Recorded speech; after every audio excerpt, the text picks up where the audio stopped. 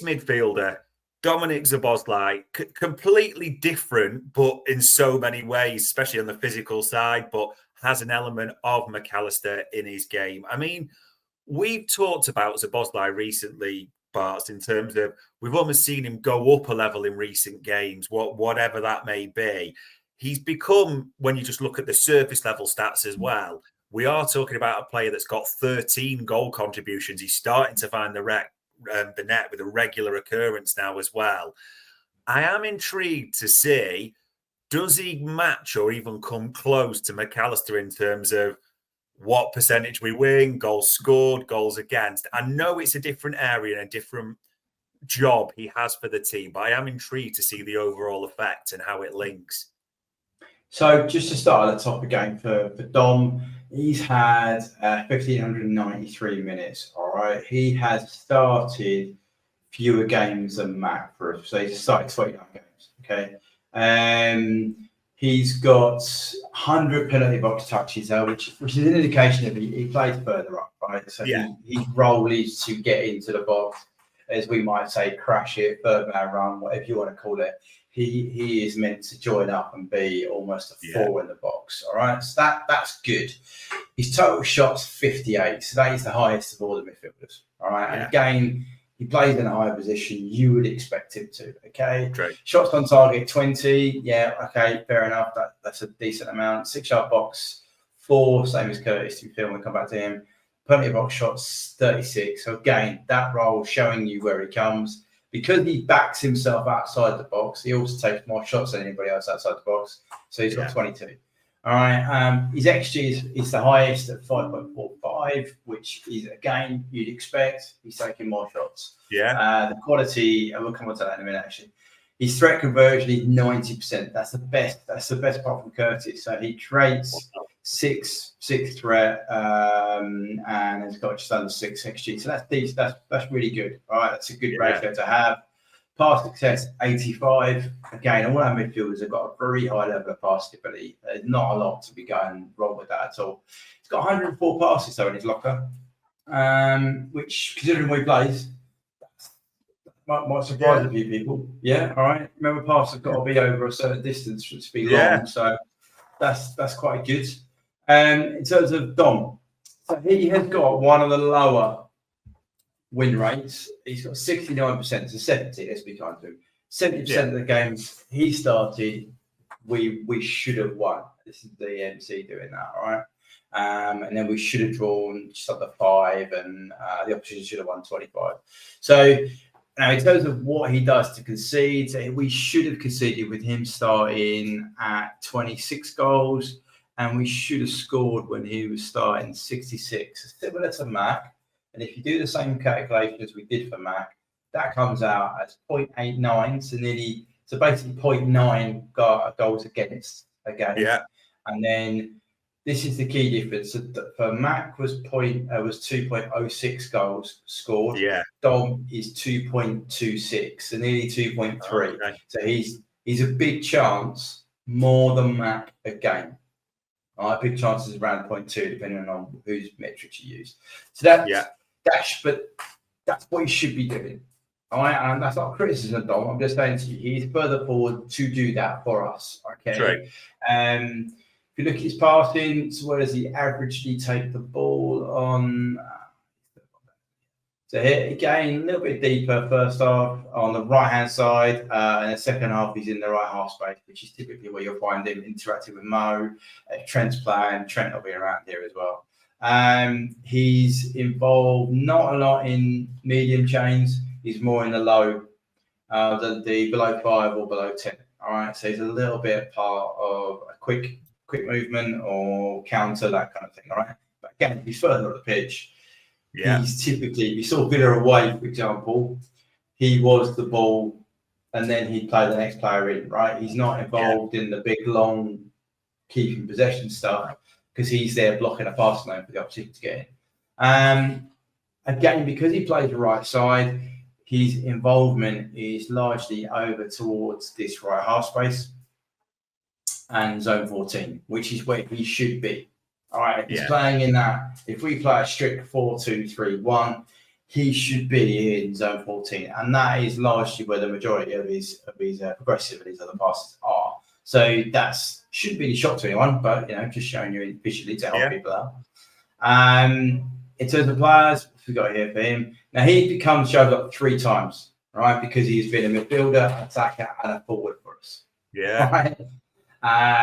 So as a midfielder, he's got a pass rate of 86, dual success of 43, aerials 41, not so great, and about 5% of our APV. As an attacker, he's not played many games here, so that would have been 1.2. His dual rate is about 40. Pass rate is still good at 85. And has had 30 penalty box touches as an attacker, which is good. And then the forward, I think it was only like 1 game, but anyway. He created nearly, where's he? If he crashed, of course, yeah, 0.1, dual rate 50%, and his passing went down a little bit as he was further up pitch. Now, who does he pass to when he is in the ball, when he has got the ball? On the right. So Dom's most dominant passing combinations are on the right. His safety one is grab, all right, at 144, so that's actually 6. He's then got Mo, which is his one up top, but his biggest when he plays to his Trent. And that move, you will see time and time again. Dom wins it, sets it to Trent clips it, and then Mo's in. Right, that is a standard move, or Trent switches it to the left. But it comes normally, so if Dom wins it, he can play it forward, but if he's facing his own goal, he'll find grab for safety, or he'll find Trent to then instigate attack, and that shows you there. 95% pass rate. None of his combinations have got 100. His lowest one is Canate, so that's all the way back. That's back 2 unit lines, if you like. His highest threat is actually why is that shot? It's Mo. All right, so he's created nearly one whole threat with his passes to Mo, which again, when you think about it, makes a lot of sense. Dom heavily in that right half space in zone 14, on the ball, off the ball, almost a complete flip, and he is helping out that right back area, helping out as a right 6 almost, if you like, when he endures in these areas here. So that's quite a distinct difference in terms of what he does on and off the ball. But he'd only be able to do that because of the extreme stamina he's got, right? He wouldn't be able to do, because that's a hell of a shift. If he's making a duel here in our box, and then suddenly he's going up this end to get on the ball attacking wise, that's like 5 boxes of the pitch to run through. That's a lot, right? To do game on game on game. Look at what he does. Threats split by half. Let's go back to Dom. So Dom typically same for both halves, pretty much. Yeah, a little bit more dominated in a half space in the first half, but the second half he can get a bit wider, but typically he's just doing the same stuff in terms of threat, which is fine. That's what we asked him to do. Off the ball, we scroll down. So Dom is deeper in the second half than he is right in the first half, and a bit more wider as well. So that's, if you remember, one of our tactics for the first 15 games was we would sit off once we got 2 goals in front, and that is largely where that's coming from. So we would go really hard in the first half, get a lead, and as soon as we got the lead, we'd sit the whole lot off. And Dom's just part of that. He shuffles over to the right, so we play almost a flat 3 when we're doing that. Just to get his shots up. Okay, I'll take a bit of time. But his shots, I think, from memory, are 30. So Dom's a little bit more colourful with his shots, shall we say. He is, funny enough, he scored his central goal. He's got 5 goals, which are all centrally, right? So he hasn't scored out wide, but he takes a fair amount of shots out wide. His shot quality is 0.1 xG per shot, which is just probably below Premier League average. But it's decent. That shows you where Slot wants you to take shots, which is centrally. And equally, he's only got one. He's got 1 outside the box, which I can't remember what game that was, if I think about that. And the rest are in the box. He doesn't really get in the 6-yard box to score. I think this one here was Villa, and another couple of other ones. But yeah, so again, central shooter for Dom. In terms of what period, so 31 to 45, so the period up to half time is Dom's biggest in terms of threat and XG, and his next highest is that second period. So you've got Mac doing the first 15 of a game, Dom doing the last 15 of the first half, and then Dom is sort of chills. Yeah, second half isn't really Dom's strong point for creating threat and that, whereas Mac picks it up straight after half time up to the hour. So yeah. And in terms of situations, generally fairly well balanced. But yeah, I would say Dom is again giving us what we want. It's a bit more attacking threat, but off the ball he gives away probably 0.1 XG away more than Mac, but still under 1 goals conceded per game when he starts. Yeah. It's a tough one, isn't it? Because they are doing a different job, but you naturally look for traits and where you can compare them. The biggest difference, as you said, the threat ratio, but it is Szoboszlai. It's what you expect. He packs a bigger shot. He's going to score more goals. He's in the team to do that, especially. It's interesting, like you say, the win rate contrast. Mac on about 76. I think Dom rounded up to 70, I think we said, didn't we? So that's interesting. It's one of those slightly higher the XG, 4 slightly higher the XG, but we're talking 0.9 to 0.8. We're below 1. That's what you're saying. The big thing to say, though, between the two, for me, the thing that stood out, and you tell me whether this seems wrong, Bart, zone 14, he's dangerous there. That's where we want him to be. That's the first thing. He passes to Mo Salah or Trent. He plays it to the conductors. That's his job, isn't it? You keep the ball moving to the stars who will bring the music in that sense. And then tell me if this is wrong. That seems scandalous, as in the areas he covers attacking to then cover almost as a right back / right-sided 6. That just seems obscene, the area of the pitch he's covering especially. Yeah, it's a big area. It's why, if anyone looks at his off-the-ball metrics for the whole season, that would blow your mind, because he is top of all of it. If people were having a go, I don't think people were having a go. I think they just were maybe didn't quite see what impact he was having off the ball. But yeah, that's what he does. But I think some of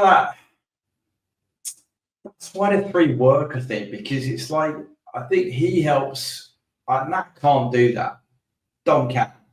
Right, Dom can't dictate from deep. Matt can. So I think they all kind of work together. And I think someone said in there the fact that they're all 8s, and our midfield strategy around 3 8s effectively is quite balanced because of that.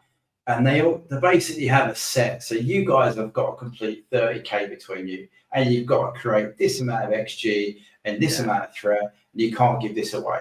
How you split that up between the 3 of you, sort of like, I don't care, but that's what you've got to hit. So basically they take it off, and Dom's like, well, I'll do a bit more of the distance if you boys do a bit more of this. And then Grabby, as we'll see, is probably somewhere in the middle, does a bit of that, a bit of this. So yeah, I think that's kind of how it is. And it is a good point that John Peach just made about Bradley. Yeah. When you don't have Bradley there as well, he doesn't create the amount of threat. So Dom's going to go down a bit on that metric. And equally, Bradley comes inside a lot. I know people say, well, Trent's the inverting, but Trent inverts deep, right? He inverts as a 6. Right, in the back. Right? Yeah. Whereas what Bradley wants to do, he wants to come inside and drive into zone 14, which is where you're asking Dom to be. So then Dom's out wide. So his recovery run becomes longer because he's still got the same job. So it's, Bradley does affect it, but then Bradley hasn't started that many games. So it will be, well, I know we've chatted before about who's going, who's staying, but I think Dom's position is one that could tweak the most out of all of the midfield 3, considering who stays, who goes. Because if Trent's not there, then you're going to have to rethink really what you're asking Dom to do a little bit. If Trent stays, then you do the same. If Mo goes, as we've just seen, that's one of our biggest outlets. So those two components of Dom's triangle are quite important. And Bradley is a great player, but he's not a Trent. And it's going to be a different relationship. If he's the starting right back, then again, Dom's role is going to change. But yeah, it's still, I mean, I know we've knocked him a bit there.